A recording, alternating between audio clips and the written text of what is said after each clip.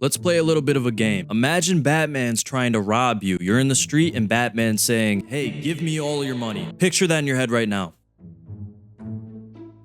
The voice that you probably picked in your head was this guy, Kevin Conroy. Batman the Animated Series was the birthplace for Kevin, and since then he's become the definitive voice of Batman, so more than likely you thought of Kevin Conroy. Without that show, we wouldn't see nearly the amount of Batman popularity we see today. It's easy to say that without the inspiration of this show, there wouldn't be a million Batman movies, video games, merchandise, and a bunch of people that know who he is in the first place. The show was perfect. It dives into complex themes, and it was one of the first pieces of media to present Batman in a dark, gritty, realistic, and grounded way. Over 30 years later, we have a new show coming out, promising to be the show they always wanted to make but couldn't because of the TV restrictions. And now we're stuck with this insulting, dull, lazy, talentless, unintentionally hilarious at times. Guess it's not a yacht party until someone falls overboard. Uh-huh. Excuse me. Bruce Wayne, what happened to you? Guess it's not a yacht party until someone falls overboard.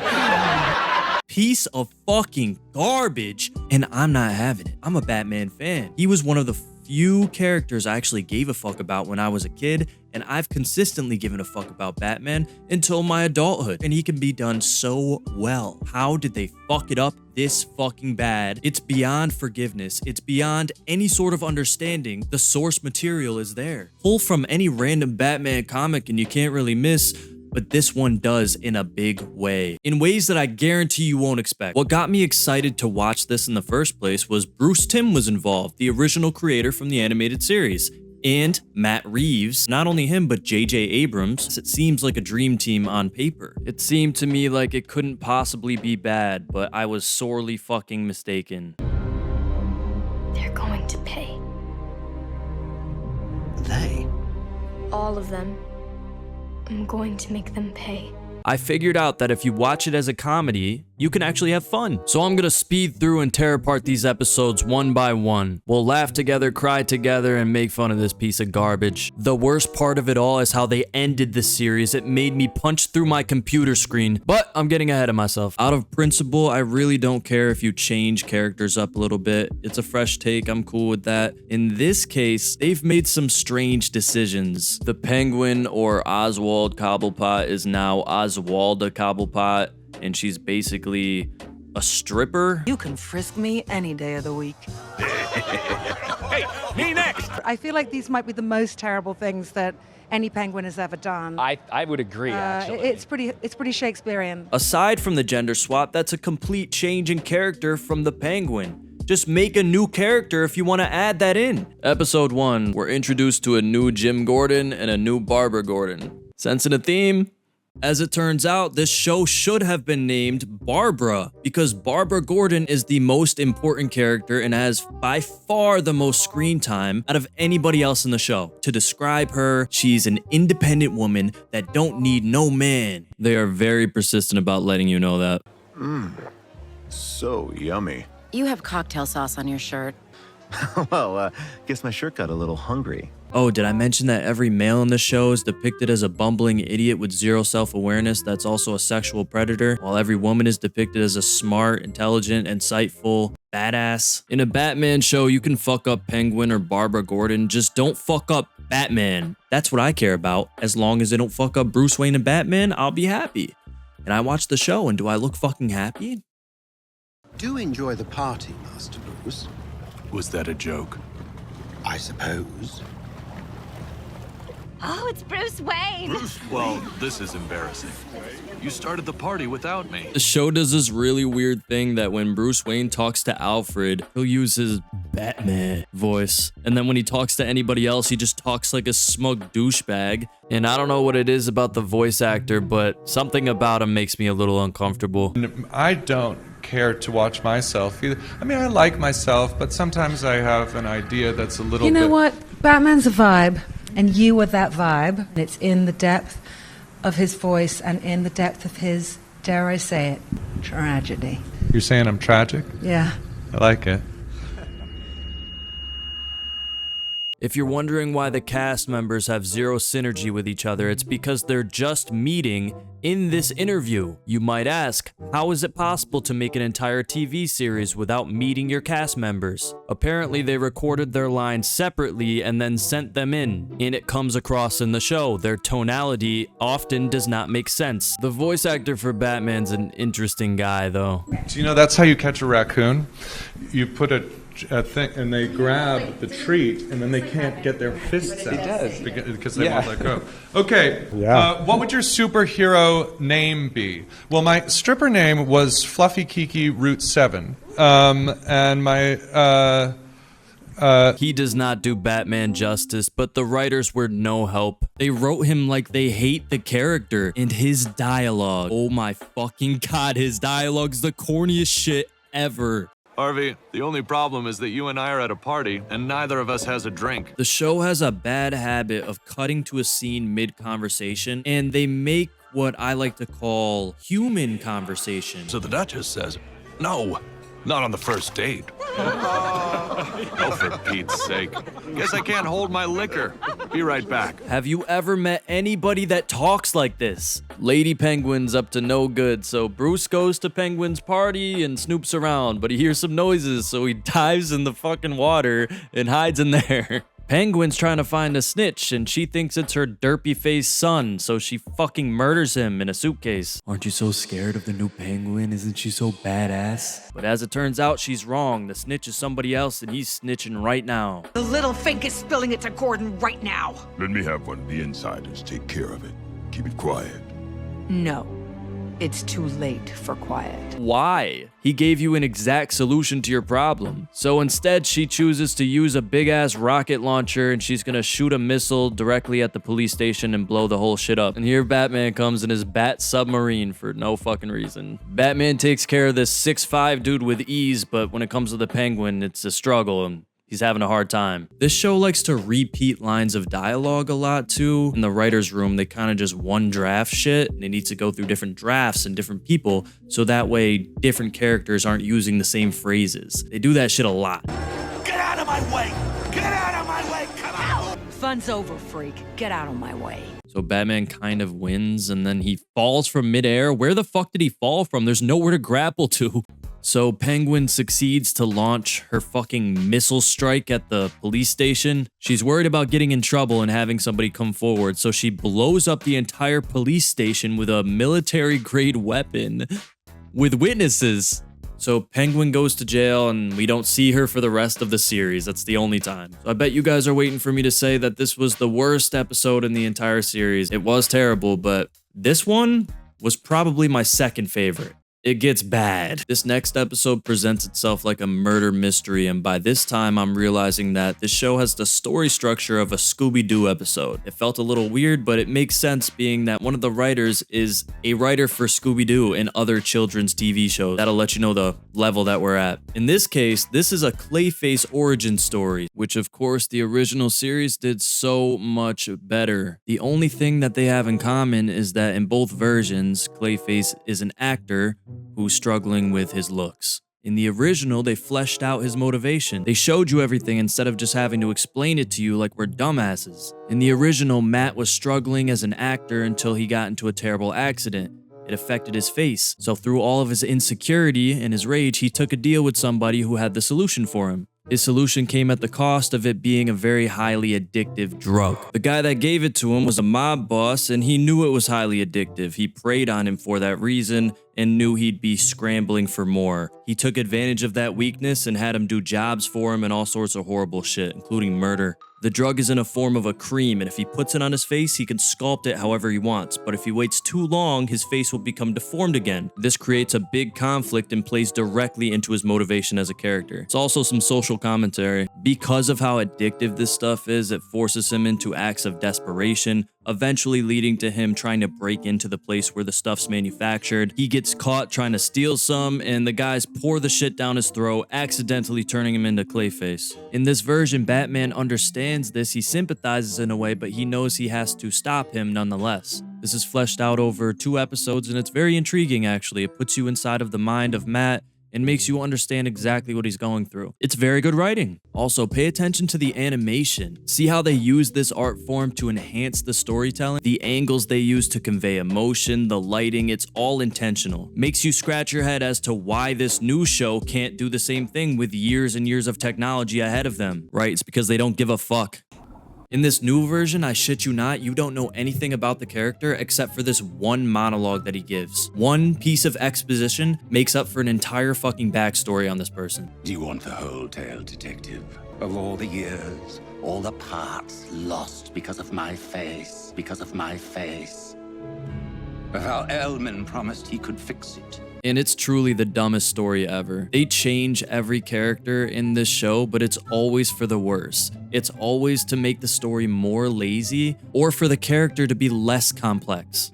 Do you see now, detective? I've been given a gift to match my talent.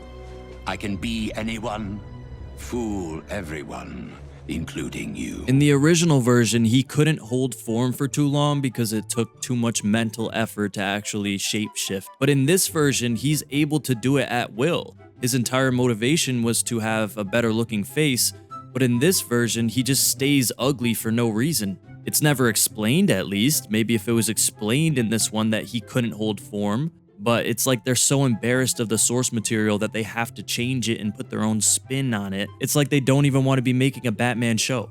Remember when I said Barbara's the main character of the show? That would mean Batman's probably the second main character, right? No, you'd be fucking wrong if you thought that. The character with the second most screen time is a new character. Much like Barbara, she's an independent woman that don't need no man. As a matter of fact, they have the exact same personality, her and Barbara. They're written the exact same and have no distinct character traits that set them apart. Instead of just writing the character to be smart, intelligent, and cunning, they have everybody around her just explain to the audience how she's smart, intelligent, and cunning. Detective Montoya's police work is sharp. She got angry when I offered her a bribe. Your point, sir? If she's honest, intelligent, and incorruptible, she could be an asset. Oh, and then they introduced Lucius Fox, which in this one, he's just his lawyer. Everybody in the show is either a cop or a lawyer. There's no in between. Mr. Wayne is assisting in a missing persons case, Mr. Fox. Not anymore, he isn't. The formula for these episodes is as follows. Present a murder or a problem of some sort. Batman acts like a 2-year-old with Alfred and pretends to be right even though he's wrong. And then either Barbara or the woman cop will just go door to door asking people questions. Be a doll and tell me where Basil Carlo's meeting your boss. Mr. Haynes doesn't have anything scheduled with Mr. Carlo today. And the entire story's told to you through people just explaining shit to you. Good writing will present ideas and themes and let the audience come to their own conclusions. Bad writing will have a character literally announce their entire plan, motivation, and how the audience should feel. Batman as a character in this show seems like such an afterthought that the story isn't even told through his perspective. It's told through Montoya's or Barbara's, but never Batman's. He's always playing catch up.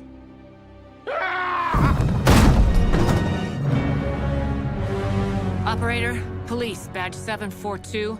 Central dispatch, I need a radio car and an ambulance. She literally just heard a scream through the door. She doesn't bother to look around to where this guy might fucking be. He just got stabbed. You know this. Aren't you supposed to be the best, most intelligent and cunning fucking detective on the force?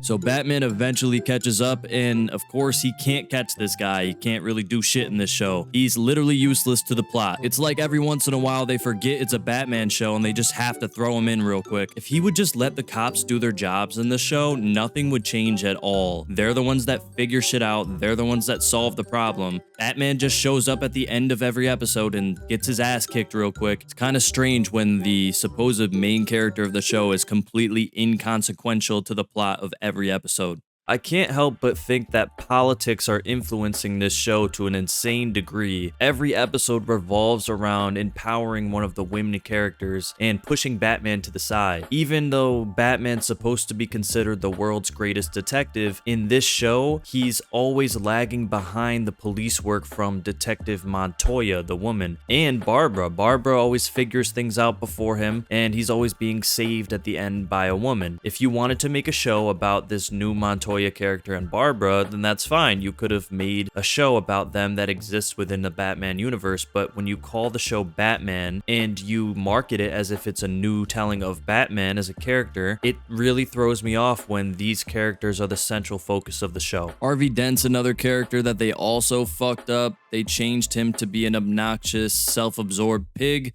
just like every other male character in the show. And then we get some more of that human conversation. So I offered him double or nothing. Good luck with the crime fighting Gotham's finest. Oh, and you too, Bullock. The voice actor is okay, but they mishandle his character. He's just evil from the start. A bit of friendly advice. Start caring. Because after Election Day, you'll want to be on my good side, Renee. So after knocking on doors for like 20 minutes straight, and the sixth person she talks to, she gets some more answers as to what other door she can knock on to find the next bit of information. This episode is so fucking boring. After the detective puts everything together, Batman catches on to it a little late. He gets there and they get into a comical sword fight that at the time had me laughing my ass off.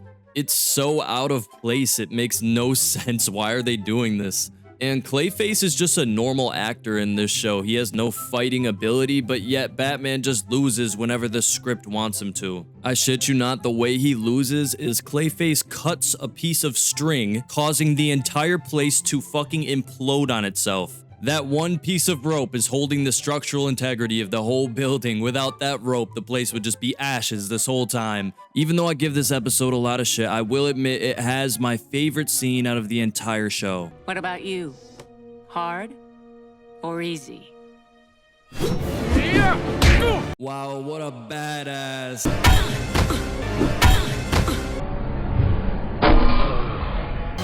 Clayface is a complicated villain, so usually it's gonna take a complicated solution to be able to beat him. So what they do is they just punch him in the face really hard, he gets knocked out, and that's the end of it. But it can't possibly be the end of the episode without showing one of the male characters being a complete fucking sexual predator and a pig, while the woman is an independent girl that don't need no man. Allow me, Miss Francis.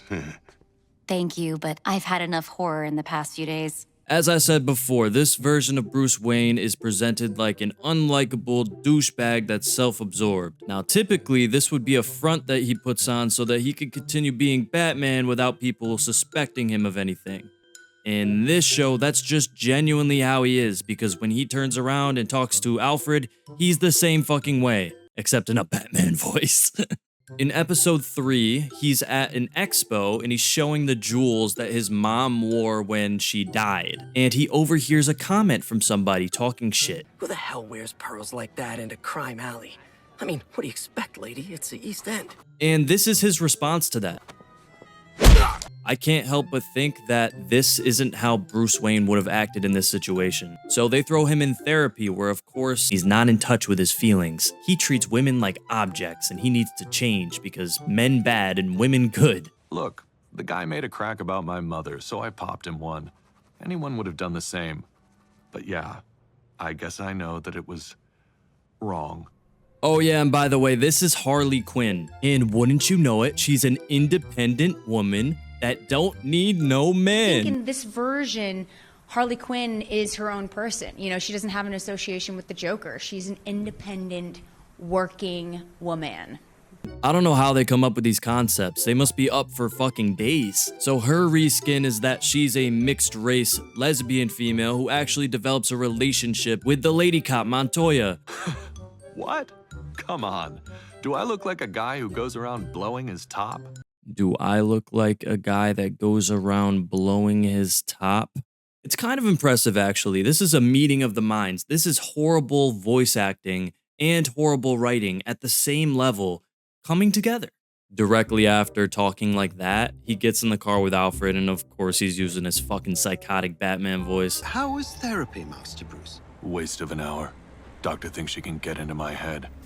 That's not gonna happen. So the writers, of course, want to show the audience that Harley Quinn is a lot more perceptive, intelligent, she's smarter than Batman in pretty much every way. They have to show you this because we can't have you thinking that a man can be smarter than a woman in any situation. Hell no. Fuck no. Not even Batman. This episode, we're introduced to Catwoman. This episode is also insulting as fuck and pretty much gives the middle finger to all Batman fans that actually like Batman. But it does have something that I actually find some joy in. This character right here. Miss Selina, it's time to wake up. There were more bills today. Miss Selina, they're going to turn off the electricity soon. And I, too, would like to be paid again someday. I'll take care of everything. Somehow. Yes, your tone inspires much confidence in me. But if we're going to live like outlaws, then we're going to have to make some sacrifices, right? Yes, well, I never asked to live like an outlaw, but no one listens to me, do they? This episode is boring as fuck. I won't go into the plot too heavy, but basically Batman tries to catch Catwoman. It doesn't quite work. She gets off scot-free. So when he tries again, this is his plan. The show was meant to run for another 3 weeks, and... No, I'm afraid I have to insist. What with this Catwoman character out there, the plan's set. Take us home. This time he wants proof. He's not going to be taken for a fool again. So this time around, he holds a popular news recorder hostage and threatens him to take photos for him. All that fucking billionaire money and he can't afford a camera. So Batman's got the scheme in motion. Everything's set. He's going to get her this time, except he doesn't know that she has a plan too. Catwoman brings a live panther into this jewelry robbery, so he's got to fight this panther. Now guys, I know what you're thinking. How the fuck did she bring a live panther into a jewelry robbery? And even if she could, why would she instead of choosing a million other things? But you're all overthinking it. Have some fucking fun. This is a TV show about feminism. I mean Batman. Midway into Batman fighting a panther, the cops show up, which makes you think Batman didn't even really need to be there. The police were there to witness the crime, and they were there to stop Catwoman from doing the thing that she's doing. But instead, Batman just kicks the shit out of these cops because he wants to be the center of attention. He wants to save the day. It's got to be me. The police can't do it. I've got to do it. But then I'm happy to say that it ends on a happy note. Miss Selina, I already sold her and everything else worth a nickel that you owned. What? This next episode's so stupid it makes no fucking sense. But like usual, we'll start the episode with some human conversation. The Bat put half a dozen officers in the hospital last month, not including Flass and Bullock. The cops don't trust Batman, so they're trying to catch him. Their genius plan is to fake some robberies so that Batman can come and save the day, which by using that tactic proves that you know his main motivation is saving people and helping. So why are you pooling so many resources to catch this guy? Well, they actually answered my question. So the mayor is really concerned with catching Batman because he wants the good headlines. And Gordon's gonna be fired if he doesn't get that shit done immediately. It's also worth mentioning that Gordon is written in this show to be a complete imbecile, and he's just a pushover in every situation. He's weak, he's arrogant, he's closed-minded, and he always disagrees with whatever the common sense position is, which that's not my understanding of Gordon either. But then I realized all of the strong male characters in Batman have been reduced to this. Yes, and it's got our full attention. I have everyone out on the street. I want good headlines, Gordon. Wasn't that the whole point of you in that job? Good press? Sir, we'll catch him. I just...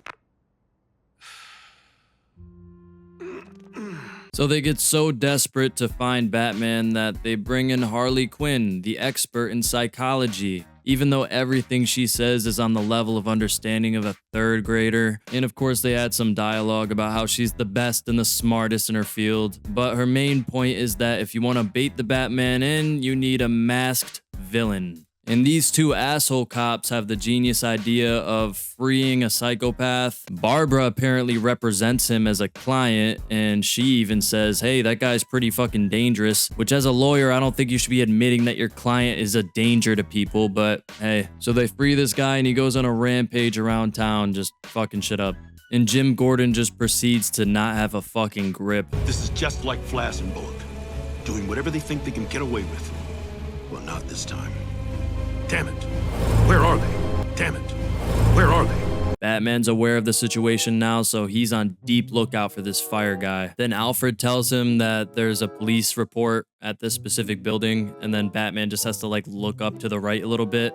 I guess he just didn't notice the fucking building on fire a little bit to the right. Just been a report of a man in a mask setting fire to one of the tenements. There's no way he got the report faster than Batman's eyes can function. Stop. So for whatever reason, Gordon orders that no more police officers enter the building, which makes zero sense. There's little kids inside, but he's more worried about the lives of the police officers. This is what they signed up to do, to help people. Lady Cop calls him out on this, and his response is that he doesn't want cops to die because the two bad cops created the situation. It's really starting to seem like you got an ego there, Jim. It seems like you just want to be the one calling the shots and just randomly making orders so people listen to you. That is a fucking terrible decision. Then as Batman's trying to save some families, there's cops in there, and Batman decides to beat the shit out of these cops too, leaving them unconscious in a burning building. They are just as equipped to save these people as you are. That's why they're there. Your presence is not needed. The cops get saved later on by Jim, but Batman didn't know that. The building was coming down. They easily could have died. You could have just killed multiple people in exchange for other lives when everybody could have came out safe if you just let the cops do what they wanted to do. So Gordon finally sees Batman face to face, and he gives him a break because he's saving some kids. Gordon tells Batman, I used to run this shit, so I know exactly what to do. There's a laundry chute right here. It goes to the laundry room. What's at the bottom? What just caused that explosion? Guess we'll find out. So Batman goes down with the kids in his hands, even though he didn't know what was at the bottom, when it definitely looks like you could have just looked at what was at the bottom. You could have bent over or at least tried before jumping with children in your hands. So if those episodes were stupid and dumb, these next two episodes would be considered a fucking war crime. A general rule of thumb would be if the episode spends any amount of time with a character that's not in the main cast, that is the bad guy. So in this case, it spends a considerable amount of time with Harley Quinn. It's shown that she develops a lesbian relationship, which kind of comes out of nowhere, with Detective Montoya. I was delighted to find out that the main cast for this show would be 3 mixed-race lesbian women, because when you think about it, isn't Batman just a metaphor for 3 mixed-race lesbian women? And right here, they almost establish her character a little bit. They almost make you care, but then... Her dad's more of a father to me than mine ever was. I think we should have dinner. It truly feels like they come up with these plot points just as they go. Harley Quinn's motivations for capturing her patients and tormenting them is non-existent. Your guess is as good as mine. They don't even bother to explain it. Now, it is possible that if they built up the relationship between Harley and the detective, maybe we would care, but they just introduced this not even 5 minutes before they reveal that she's the antagonist. They have literally one conversation with each other and it goes like this. Wait, that's not what it's really called. No, not at all, but next time, maybe I'll take you to the skating rink and I'll let you call them whatever you want. Power couple. So Barbara finds out that there's some fishy shit going on and she investigates. And like normal, Batman gets there after she does, so he's completely useless. I think Dr. Quinzel is brainwashing some of her patients. I'll handle Quinzel. He in fact does not handle Quinzel and gets his ass beat like normal. Also, this building layout changed like 3 times in this scene. First, there's a window that's easily accessible, and then all of a sudden it disappears and Batman needs to rappel all the way to the fucking roof. Batman gets outsmarted again by having 0 observation skills and allowing her to walk around him and click the fucking button, releasing all the prisoners. Batman gets locked up and she sets a timer for the entire building to self-destruct. It makes you kind of wonder what type of operation she's running here. Is this really that important? It's so fucking stupid. Of course, Batman needs to be saved by Barbara, so she runs in. Instead of playing with things and seeing how she can open the glass, she takes a baseball bat and proceeds to beat the glass with no effect for a long time.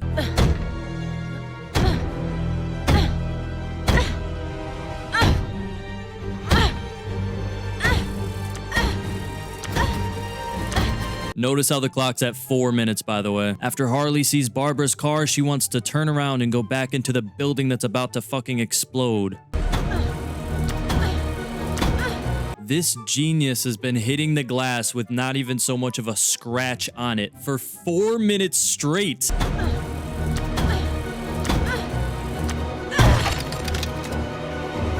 We gotta go go, Barbie. And now she chooses to stop. She makes her open the door as if she couldn't have just figured out how to press a button. But because she's so fucking dense in the brain, she damaged the machine and she can't even open it now. Like, what were you going to risk by just pressing random buttons? The place is already set to self-destruct. The worst that you could probably do is stop the self-destruction.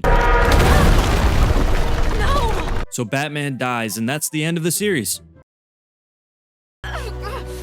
Let me go, Barbie. What? I can pull you up. No, you can't. I'm not going to prison or Arkham. Who's to say that you are? Wasn't your plan to run away? Why can't you still do that? What's the difference now that you just went back? Maybe you're like 3 minutes behind schedule, but you can still do the same exact shit that you were going to do originally, especially because she thinks Batman's dead. There actually would have been no reason to self-destruct the building anyways because you had Batman captive. You could have just killed him. This is another episode where Batman did not need to be involved with the plot at all. Barbara was there already, and she would have been twice as effective as Batman was. If Batman can't win a battle against Harley Quinn of all people, his character is just no longer compelling. She may be the most intelligent, cunning, and honorable cop on the force, but sure is she lonely. Remember how I compared the story structure to Scooby-Doo? This episode could literally be in Scooby-Doo. Cut and paste, don't change a thing. Keep in mind this is a Batman show. A Batman show who specifically set out to be more grounded and realistic. We haven't really seen any prominent Batman villains so far. We got the Penguin, but that character is unrecognizable from what we know. And now they're throwing this at us. It's an episode about an old rich person that's a ghost that's angry that the broke people in the city have more power than they used to. And now he's coming back from the dead to rob people, and only poor people. This episode's very politically leaning. They say things like this. There was a time when the lower classes knew their place. When the few ruled the many, you mean? Don't tell me all men are created equal, yes? What utter rubbish. They start the episode with Bruce Wayne being a complete prick like usual. He brags about how wealthy he is, and Lucius wants to build affordable housing in the inner city of Gotham. But Bruce Wayne is like, fuck no, I'm not doing that shit. I just couldn't be bothered. Some single-family units, some low-income housing, a school, public park. I could cut you in. You have more than enough just sitting in that discretionary account. Don't worry about that account. Think of it as my petty cash fund. What a fucking asshole. They hear about the ghost robberies, but Bruce isn't really convinced. And of course, the show wants to reinforce how much of a dick Bruce Wayne is to Alfred. Where are you? I'm not sure which is stranger. Pennyworth believing in ghosts, or that you two are so chummy? Well, I was raised to treat the staff like people, Bruce. You might want to give it a try sometime. This show has no clue how to write dialogue. Lucius asks Alfred, didn't you have an uncle? To spawn him talking about some ghost story. But this isn't how normal conversation would work. It's such a random and out of place thing to ask somebody. And if someone asked you, you'd be like, yeah, I guess. What about him? Didn't you have an uncle? Indeed. Uncle Nigel was convinced he'd seen the spirit of his late wife wandering the moors. Can we talk about why Alfred's so fat and clumsy in this show too? He only exists to be victimized. Bruce is always so fucking mean to him, and he just sits there seeking approval all fucking day. Also, bat gloves, what the fuck? So this upper class racist tyrant ghost just decides to rob a train full of poor people. Harvey Dent gets in the way saying, hey, stop, because he wants to be on camera. And then he says this. Oh no, sir. I wouldn't dream of taking a halfpenny from a man of your station.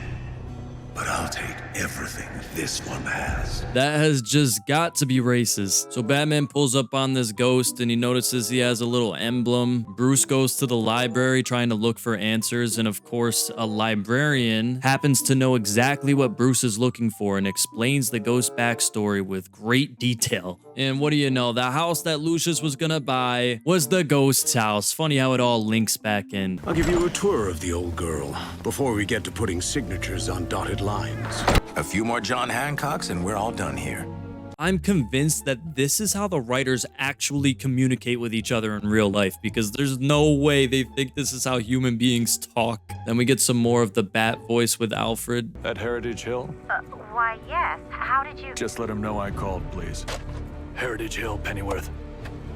Don't spare the horses. So Batman gets his ass kicked at Heritage Hill by that ghost again, so he seeks out professional help. This guy's pretty much the shadow guy from Princess and a Frog, and he tells Batman that in order to catch the ghost, you're gonna have to do a satanic ritual in the middle of a cemetery. He gives Batman some pretty vague instructions. A boon for a boon. In exchange, you return this to me when it's done. What's it for? You'll know. Just fucking tell him. If you want it back so bad, then why would you take the chance of him fucking up and being like, oh, I thought you wanted some pig blood in here. Or, I thought you wanted the sample of the dirt below him. I thought I knew. You said I would know. We consecrate your going with blood. Batman and Alfred perform the satanic ritual and summon the ghost. Yeah, this isn't really the Batman that I remember. So Alfred kind of clutched up, and then the ghost goes into this big cloud in the air, and then this happens.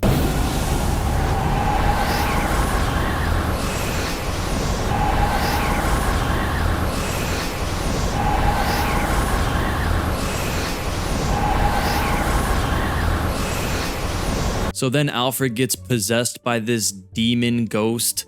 And for a second, Alfred wakes up because he's kicking the fuck out of Batman. Like he's beating his ass.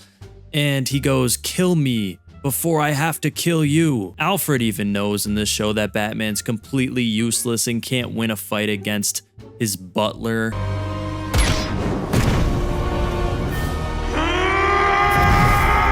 How the fuck did he know that was gonna work? He just learned about this mystical magic like 10 minutes ago. And of course he knows that he's gotta put the fucking cloud thing in the tube because that's what the guy asked for. He said you would know. Turns out the guy's standing right there too. So Batman walks up. He's like, here's your tube. My God, no, you can't leave me with this man. Please, I beg you. What will you do with him? You probably don't want to know that. No, I probably don't. Out of sight, out of mind. Ignorance is bliss. Yep, just don't tell me. That is not Batman. You stopped a guy from robbing people so that he could be tortured for eternity. That's what's being implied. This guy seems like the main villain, if anybody. That's a horrible sense of justice. The ghost didn't even really do anything that bad. He didn't even kill anybody. You wouldn't take a bank robber and torture him for the rest of his life. Or in this case, all of eternity. Could be some sexual shit too, you never know. Also, look how lazy the animation is. I don't point this out every episode, but just look at this. They do still frames all of the time, and then they just let the dialogue run so that way it looks like it's a part of the scene, but really they don't have to animate anything except for one frame. Next episode is boring as fuck, so I'll be quick with this. There's a bunch of hitmen out trying to kill Gordon, so he thinks. Then this person shoots at them but gets shot first, embarrassingly. So it turns out this is supposed to be Deadshot, the world's deadliest assassin, never misses. Gets fucking wiped out in 2 seconds. Embarrassing. What the fuck are they doing to my characters? And the whole time, everybody's trying to tell Gordon, hey, we need to get you to safety. It's not safe out there. There's hitmen trying to kill you. And Gordon's just so irrational that he's like, nah, fuck that. Fuck it, nah. Because men are so stupid sometimes, aren't they? Obviously, we're getting you a protection detail. You can take care of that, Renee? Stop. Tell my daughter. She's right. And I think a safe house is a good call, too. No, I'm staying right here. What is this? I told you I'd be fine. Really, I could have checked into a motel. It's so irrational and stupid. But long story short, it's a twist ending, and by Gordon, they meant Barbara Gordon. The hit was out on Barbara the whole time. They take out all the bad guys, and then that's it. That's the end. This next episode's filled with so many funny out of context moments. I could just make an entire video on this episode alone. It's fucking beautiful. It's an art form in itself. So these kids walk through the woods and they find a carnival, and it's very mysterious. It's ominous. Something's not right with this carnival. Some creepy little girl comes out of the woods and says, hey, we should go sneak in there together. Little do they know she's a pedophile. Or at least she's like an allegory for a pedophile. Instead of sucking other things, she sucks their souls out of their mouth. The way she does it too, hilarious. What are you doing?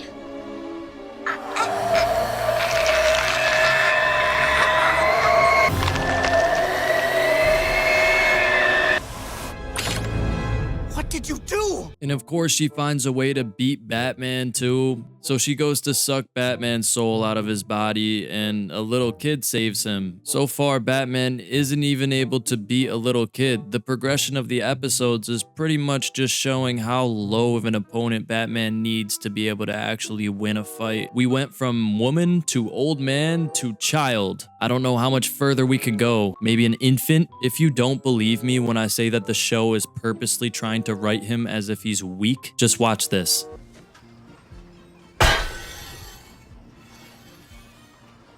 That's okay, darling. So that kid from the first scene is now missing, so his buddy's looking for him. He asks her and she's all too happy. This girl only preys on children, but it's shown that she has insane strength for whatever reason, and she can take the soul from Batman. Well, I don't see why she only has to target children. Seems a bit, you know.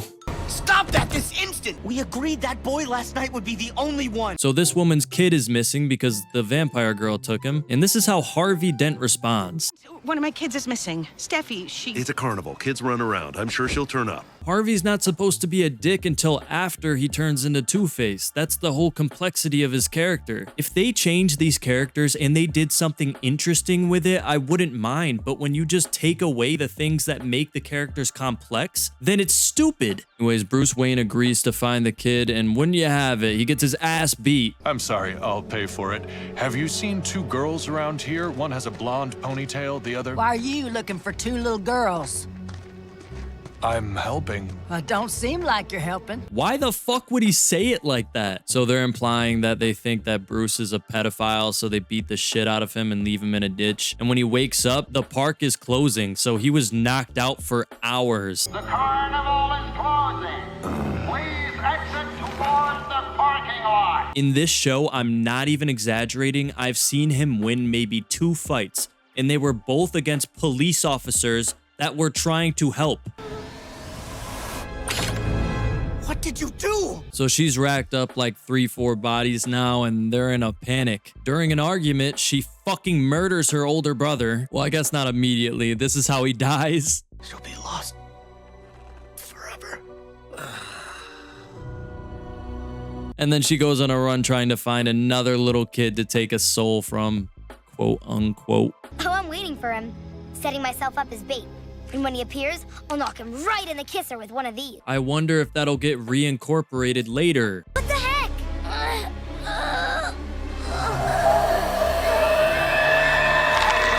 So then Batman shows up to try to save the day, but then he just gets his ass beat. And then the kid saves him by knocking him in the kisser with one of these. The way Batman loses is because he gets fooled by a child. Mister, why did you do that? I didn't... Sucker. He knows everything she did, and he just witnessed it. How is he able to get manipulated by a child? He's supposed to be the world's greatest detective and the smartest character in the DC universe. The park just closed, and this kid was just with his family maybe minutes ago, but the sun is now rising, which is their only weakness. So because of this convenient timing and the sun rising all at once, because that's totally how the sun fucking works, they are now safe, and the girl's gonna get the help she needs. The end. Except wait, they threw in this plot point too. Harvey Dent was supposed to do something evil for the mob boss guy, and then he didn't do it because he had a change of mind, and then they threw the acid on his face while he was in the bathroom, so now he's Two-Face. The last 2 episodes I won't get into extensively. They're basically a continuation of the same story, but it's a Harvey Dent story. Pretty much he has split personality now, and he goes after the mob, the people that fucked up his face. It's not the worst thing ever, but it's definitely not good. Bruce Wayne fucks up a lot. Barbara Gordon saves the day. The detective girl saves the day. It ends up with Harvey getting shot by one of the corrupt cops. And I'll let you guys watch this and come to your own conclusions about whether you think Batman would have responded this way.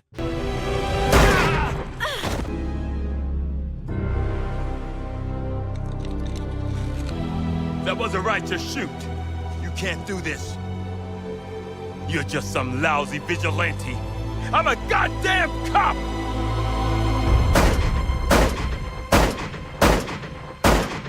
Yeah, Nah, okay, he didn't actually kill him, but still, I don't think he should be touching guns at all. I don't think he should dream about guns. I think he should be repulsed by the thought of any gun. That's the whole fucking point. Then they wrap things up. The final scene. It's something so fucking offensive, something so fucking infuriating. It makes me want to punch through my fucking computer screen. I swear to fucking God. Oh.